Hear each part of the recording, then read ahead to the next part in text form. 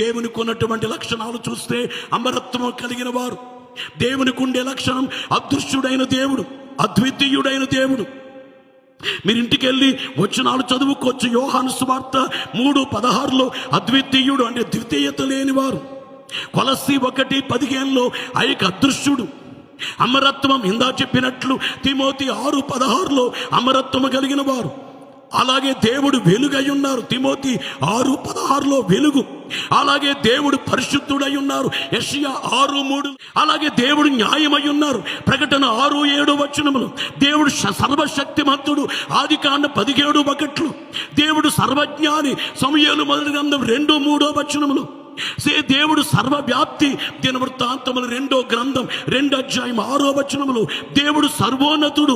ఆదికాండం 14వ అధ్యాయం 18-20 వరకు దేవుడు స్వతంత్రుడు.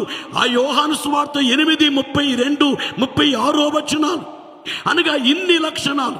దేవుడు నిత్యుడై ఉన్నారు. దేవుడు సమాధానకర్త అయి ఉన్నారు. దేవుడు ఆత్మస్వరూపి అయి ఉన్నారు. దేవుడు క్షమాపణకర్త అయి ఉన్నారు.